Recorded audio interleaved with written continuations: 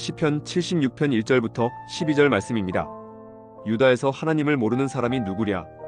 그 명성 이스라엘에서 드높다. 그의 장막이 살렘에 있고 그의 거처는 시온에 있다. 여기에서 하나님이 불화살을 꺾으시고 방패와 칼과 전쟁 무기를 꺾으셨다. 셀라 주님의 영광, 그 찬란함, 사냥거리 풍부한 저 산들보다 더 큽니다. 마음이 담대한 자들도 그들이 가졌던 것 다 빼앗기고 영원한 잠을 자고 있습니다. 용감한 군인들도 무덤에서 아무 힘도 못 씁니다. 야곱의 하나님, 주님께서 한 번 호령하시면 병거를 탄 병사나 기마병이 모두 기절합니다. 주님은 두려우신 분, 주님께서 한 번 진노하시면 누가 감히 주님 앞에 설 수 있겠습니까? 주님께서 하늘에서 판결을 내리셨을 때에 온 땅은 두려워하며 숨을 죽였습니다. 주님께서는 이렇게 재판을 하시어 이 땅에서 억눌린 사람들을 구원해 주셨습니다. 셀라 진실로 사람의 분노는 주님의 영광을 더할 뿐이요 그 분노에서 살아남은 자들은 주님께서 허리띠처럼 묶어버릴 것입니다. 너희는 주 하나님께 서원하고 그 서원을 지켜라. 사방에 있는 모든 민족들아, 마땅히 경외할 분에게 예물을 드려라. 그분께서 군왕들의 호흡을 끊을 것이니 세상의 왕들이 두려워할 것이다.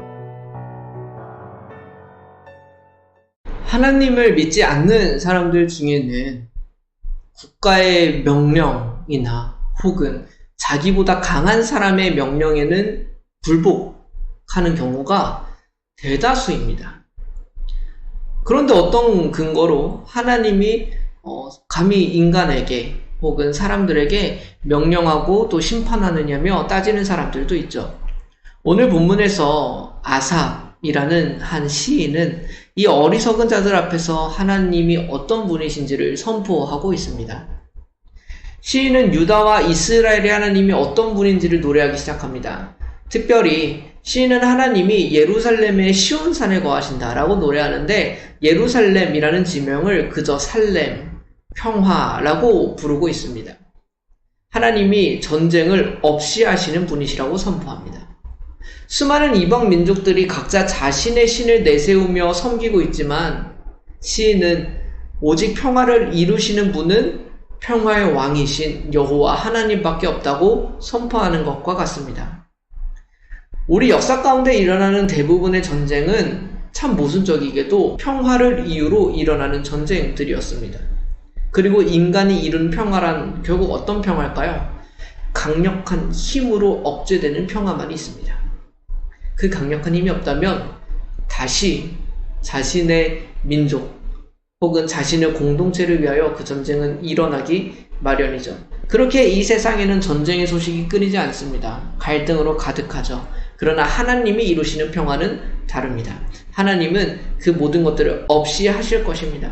그리고 그때서야 진정한 평화가 이 땅 가운데 임하게 되겠죠. 이어서 시인은 그런 하나님의 권능을 노래합니다. 하나님은 약탈하신다는 다소 충격적인 말씀부터 시작하여 시인은 하나님 앞에서 교만한 자들, 자기 힘을 의지하는 사람들, 병거와 군대가 모두 깊이 잠든다고 노래합니다. 이것은 그들의 어떤 죽음 혹은 패배와 굴복을 의미하는 표현이겠죠. 인간이 의지하는 힘은 모두 하나님 앞에서는 무력해진다라는 것을 나타내는 겁니다. 심지어는 하나님이 꾸짖으시고 한번 노하시면 아무도 그 앞에 서서 대적할 수 없다는 표현도 등장을 합니다. 그러니까 온 땅에서 주님을 두려워하지 않을 자들이 없다고 말하는 겁니다. 하나님께서 꾸짖으시고 노하시고 공포에 떨게 하시는, 그런데 그렇게까지 하시는 이유가 뭘까요? 하나님은 단순히 자신의 힘을 과시하시는 분이 아니십니다. 그래서 우리는 말씀에서 볼 수 있죠. 땅의 모든 온유한 자들을 구원하시려고 이렇게 하신다고 9절에서 말씀하십니다. 그러니까 하나님께서는 모든 능력을 가지신 분이실 뿐만 아니라 그 가진 것을 온유한 자들을 위하여, 정말 하나님의 백성으로 살아가고 있는 자들을 위하여 사용하신다는 것이죠. 하나님을 인정하지 않는 자들은 하나님이 어떤 권리로 우리에게 이렇게 심판하겠냐고 따지겠지만 실제로는 인간이 하나님 앞에서 그것을 따질 권리가 없습니다. 인간의 노여움은 그래서 주님을 향한 찬송으로 결국 바뀌게 될 거예요. 그 선을 넘어서는 분노는 하나님의 권세 앞에서 금지될 것입니다. 그래서 시인은 하나님을 마땅히 경외할 이라고 못 박습니다. 세상의 높은 자들이 하나님을 모두 두려워할 것이고 그분의 권세 앞에 무릎을 꿇을 것이다 라고 말하는 거예요. 하늘과 땅의 모든 것을 창조하시고 다스리시는 그 하나님 앞에서 무릎 꿇지 않는 자는 그 심판의 대상이 될 수밖에 없을 것입니다. 우리는 창조주를 두려워하지 않는 자들이 가득한 세상을 살아가고 있습니다. 이럴 때일수록 우리는 살아계신 하나님의 권세를 더욱 확고히 믿고 나아가는 사람들이 되기를 소망합니다. 언젠가 그 주님께서 모든 것을 바로잡으시고 하나님을 경외하는 자들을 인정하시고 높이실 것입니다.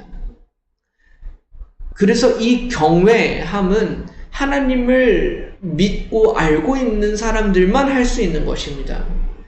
이 경외라는 단어가 굉장히 어렵습니다. 존경도 있고 두려움도 표현하고 수많은 복합적인 것들이 포함된 단어가 경외이기 때문에 그래요. 그러나 반대로 경외라는 단어는 매우 심플합니다. 어떻게 정의하면 되냐면 살아계신 하나님, 전능하신 하나님 앞에 섰을 때 감각하게 되는 사람의 태도를 우리는 경외라고 할 수 있습니다. 그 말은 뭐냐면 하나님의 전능하심을 경험하지 못한 사람들은 경외할 수 없습니다. 반면 전능하신 하나님에 대한 감각을 경험한 사람들은 경외를 따로 정의하거나 배울 필요가 없습니다. 그 앞에서 유한한 인간이 무한하신 하나님 앞에 서는 그 감각 자체가 경외이고 우리가 진정 하나님을 만나고 안다면 그것은 자연스럽게 체득될 것이기 때문에 그래요. 인간은 옛날부터 하나님과 같이 되려고 도전했던 존재입니다. 모든 과학과 기술이 발달함에 따라 우리는 신이라는 개념을 없애도 되겠다고 생각하는 교만한 존재들이죠. 그러나 그때마다 하나님은 부인할 수 없는 모습으로 역사하시고 나타나십니다. 이런 시대 가운데 우리가 그 하나님을 경외함을 소유하고 있는 자들이 되기를 소망합니다. 그 하나님의 권능을 더욱 강하게 확신하고 또 경험하고 또 담대히 그것을 세상에서 나타낼 수 있는 자들이 되기를 소망합니다. 그리하여 하나님이 없다 말하는 이 세상 가운데 하나님을 경외함으로 남아있는 우리가 되기를 소망합니다. 잠시 함께 기도하겠습니다. 하나님 아버지, 지금 우리가 살아가는 세상은 하나님이 없다 말합니다. 신이라는 것이 없다고 말합니다. 그리고 그것이 대단한 지적 통찰인 양, 이것을 믿는 사람들은 어리석고 이성적인 사고가 불가능한 사람인 양 취급하고 있습니다. 그 세상의 흐름 가운데 우리가 따라가지 않게 하여 주옵소서. 하나님을 만났다면, 정말 하나님을 알고 있다면 우리는 그들의 생각이 더 어리석음을 알게 될 것입니다. 참으로 우리가 하나님을 부정할 수 없을 만큼 감각하게 하시고 알게 하여 주옵소서. 하나님의 전능하심과 하나님의 살아계심을 감각하게 하셔서 경외를 배우는 것이 아니라 우리의 영혼 깊숙한 곳으로부터 하나님을 경외함이 흘러나오게 하여 주옵소서.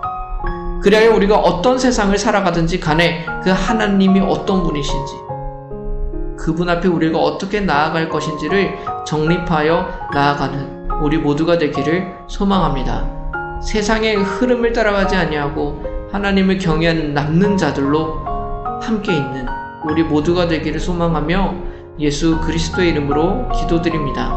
아멘.